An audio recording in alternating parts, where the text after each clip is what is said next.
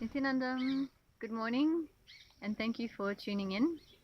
So in this video today, I'm sure this is probably the most awaited for video, the one thing that most of my friends and family will be curious about, which is the spiritual name. So what is the significance of it? Why do we have it? And why is it so long? I know for a lot of people they think or are thinking, my goodness, how do I even pronounce it? What do I even call her? And what does my name specifically mean? So, on the path of sannyas, when we get initiated by Swamiji into Bautika Brahmacharya or Purna Sannyas or Naishtika or any of the levels of sannyas, it's literally us taking a new birth, a new life. We're making a commitment to our guru and our master that we are dedicating our lives as his disciples, as his extensions, as his sannyasis. And we're obviously not cutting off our ties of from the past, but it's sorry, I've got some weird insect crawling on me. We're not necessarily tying the cutting off the ties from our past, but we're making a commitment to living this enlightened lifestyle, and any of the old cognitions, patterns, and ways of doing things. We're basically doing away with the old conditioned mind and starting our life afresh. So this is the whole purpose of giving us a spiritual name. It will be obviously a marker of our new life, but when Swamiji gives us initiation into sannyas, as he's giving us initiation, he actually looks into our being, and when he's looking into our being, he sees what is the path for us towards enlightenment. And based on whatever that path is, he gives us a spiritual name. So that spiritual name, whenever we hear it, it's a constant reminder of our path. So the name is kind of long in the sense that with a female as a title of respect, female body, we like to call them as Ma. So that's always the prefix before any spiritual name. Or any time that we speak to someone, we usually address them as Ma if they're a female body. And then for male bodies, the prefix will be Shri. So again, it's just a title of respect.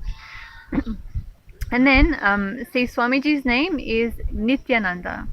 Nitya meaning eternal, Ananda meaning bliss.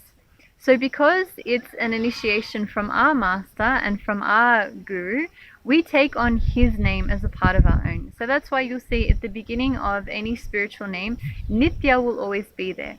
So whatever the spiritual name is that Swamiji gives us, before that, Nitya is always there.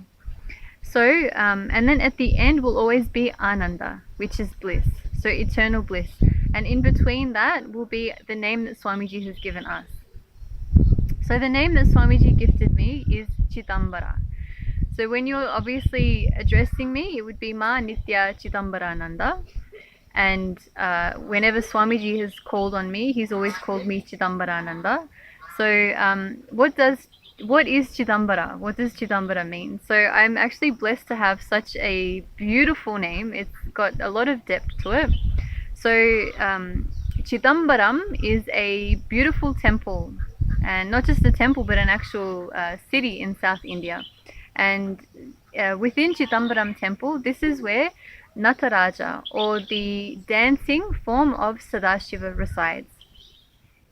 So that's one beautiful aspect. Every time I hear of Chidambaram or Chidambara, it automatically brings to mind of Nataraja, this beautiful dancing Sadashiva. And so Swamiji said a lot of things about Chidambara itself.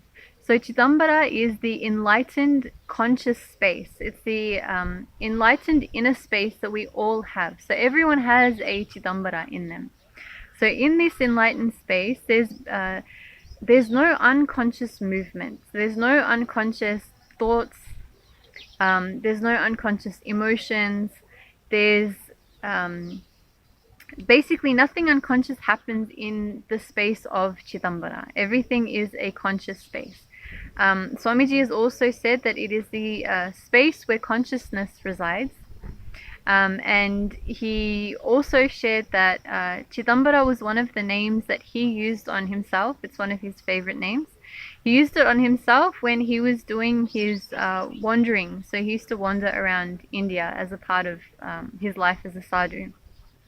So while he was on this yatra, walking from place to place, obviously to go beyond any attachment, after maybe a day or so, he would change his name, and obviously he wouldn't stay in a place for too long of a time so that the people wouldn't get attached to him and he wouldn't get attached to the surroundings.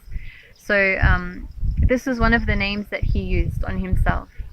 And I'm actually very, very blessed to have such a beautiful name. I remember when I received my Sannyas initiation and Kala Bhairava, when Kala Bhairava said the name, I was just looking at Swamiji's face. I was looking at Kala Bhairava, like thinking, what does this mean? And actually, I have this desire, and it's a natural thing, right? When we find someone like Swamiji, beautiful enlightened guru, an enlightened being, the embodiment of complete completion, super conscious energy literally radiating through him. You're speaking with the highest form of consciousness. So any message that's coming through Swamiji to you is directly from the source of your very life.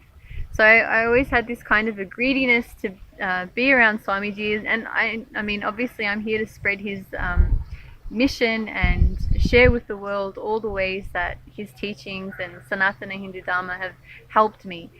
So this is there, but there's always this kind of greediness that I want to be around Swamiji. And I remember him saying once in a satsang that if he ever gives the name of Sadashiva, if he ever gives any of Shiva's names, it means that he'll be calling on you often. So he'll give you a favorite name so that he'll be calling on you often. So I remember looking at Kala Bhairava thinking, does this mean that, is this one of these names? Will he be calling on me often?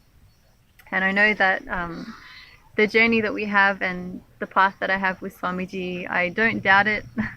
With such a beautiful name, I have absolutely no doubt that he will be. And I'm very much enjoying it. And just hearing it, like I said, is that constant remembrance that the constant remembrance of this path, and that yes, I have committed my life to this consciousness, to living enlightenment, to being a fully conscious being and sharing that joy with the rest of the world. So hearing it is such sweetness, and it's a constant reminder too that if I ever fall into any of my old thought patterns or any of my like restrictive ways of thinking or doing things, I just have to remember that, hey, I'm not that. That's an old way of thinking. That's outdated. This doesn't suit this part of my life anymore. So there you have it. I hope that is a bit enlightening for you as to why the name is so long and what it actually means. So yeah, if you are addressing me, you can call me Ma. But yeah, it is Chidambarananda. So I welcome any questions and comments, and I look forward to sharing with you all again soon. Thank you, Nityananda.